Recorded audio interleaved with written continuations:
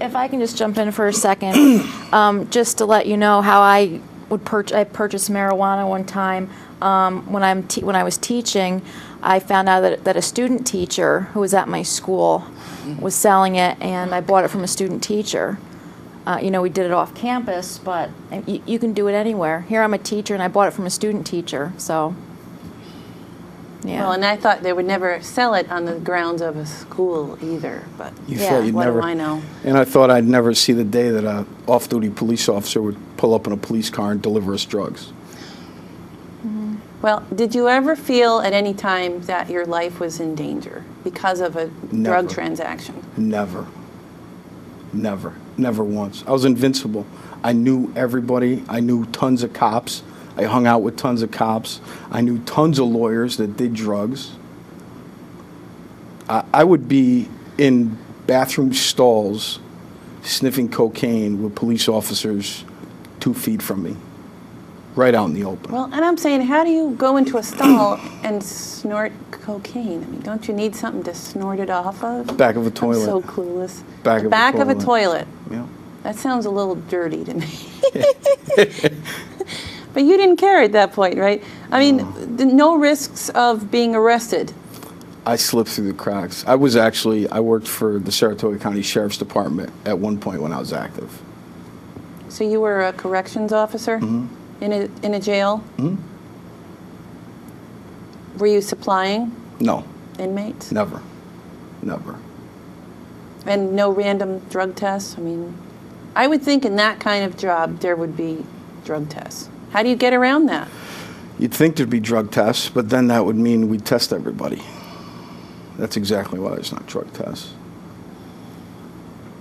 So what other kinds of jobs did you have? I worked in public radio for 7 years.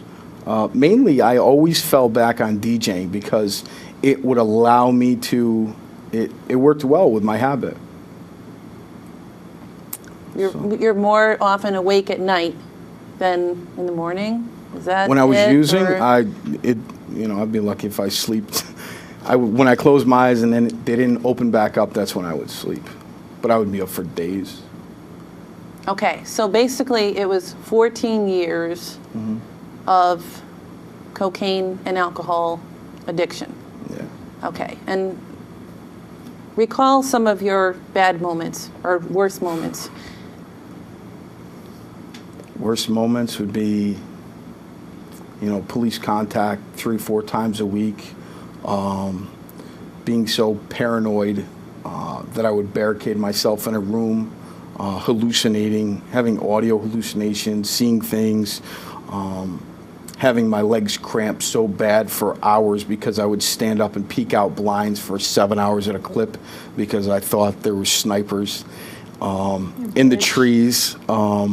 Your bridge episode. Yeah, the bridge. Walking around outside naked with loaded firearms, being paranoid. At one point in a cocaine-induced psychosis, I jumped off a bridge and was pulled out of the Mohawk River the beginning of April about 5 years ago with helicopters and airboats.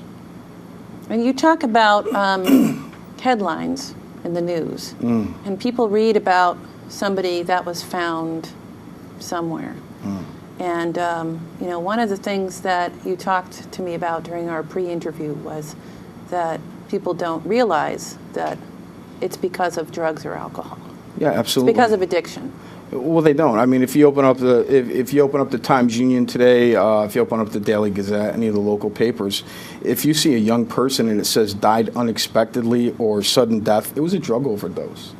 But families don't want to put that because, again, it continues to shame. But, I mean, and even it always strikes me. I carry obituaries in my back pocket of all of my friends that haven't made it back. And many of them say died unexpectedly or died suddenly.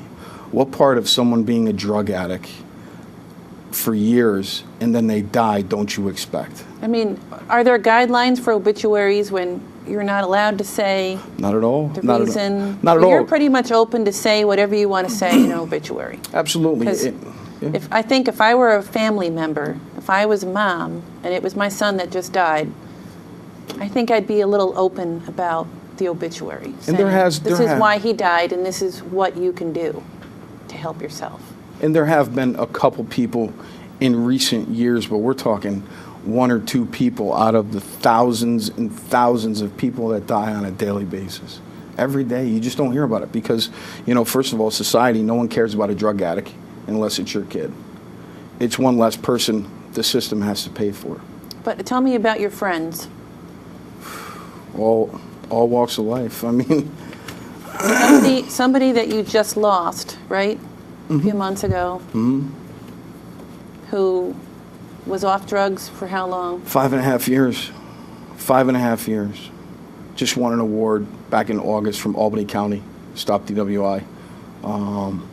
Yeah, 5.5 years clean. He wasn't our friend. He was someone that we had interviewed for our show Inside Addiction to highlight and recognize people who have positively contributed to the field of addiction. And he was awarded this really nice plaque and award in front of the whole community. And he had his stuff together, and Yeah, 5.5 years clean.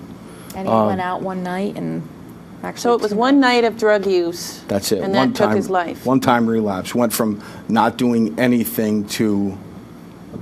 It's a chronic progressive disease, and that's what people don't realize. I mean, this is a one day at a time thing. It strikes me because I've been clean since 2007, but actually when somebody says how long do you have clean? I've got today. That's it. Because one bad decision, it But happens. the reason that you carry obituaries in your pocket, and everywhere you go, Every morning, you have them. first thing I do is put them in my pocket. So it's a reminder to you of what? My name could be on one if I ever used again. It's real black and white.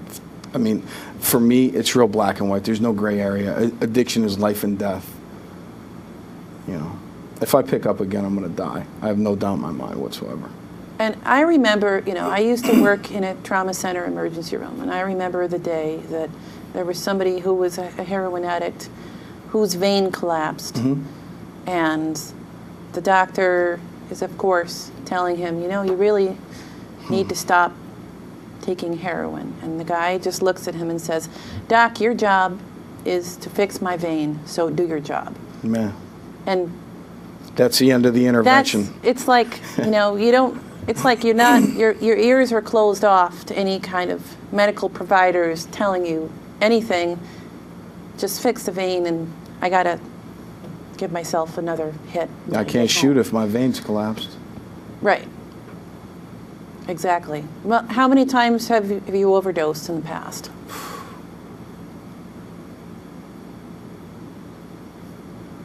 I don't even know. I would have to say I would have to use both hands. I've had my stomach pumped multiple times. I had to drink charcoal multiple times. So you've been in ERs. Yeah. He still gets bills for him. He does. Yeah. You might not remember being there, but Well, they remember you being there. Yeah. Literally. But what was the point where you said, I can't do this anymore? When was it? July 7th, Yeah. 2007? July 7th, 2007. Something, out of all of the times that you overdosed and all of the drug use, something in your head told you, I've had enough. I realized I wasn't going to die on my terms, and I wasn't God finally. I had an ounce of coke. I'd sold half of it. I had half of it left and decided I was just going to do a little bit. I was going to do a line. Here's somebody that's done coke. How much is an ounce of coke? That's not that much, is it? It's 28 grams. Oh, okay. And so I had Well, sold. that sounds like a lot. I had sold. It's $700 worth. Oh, okay. So I had sold half.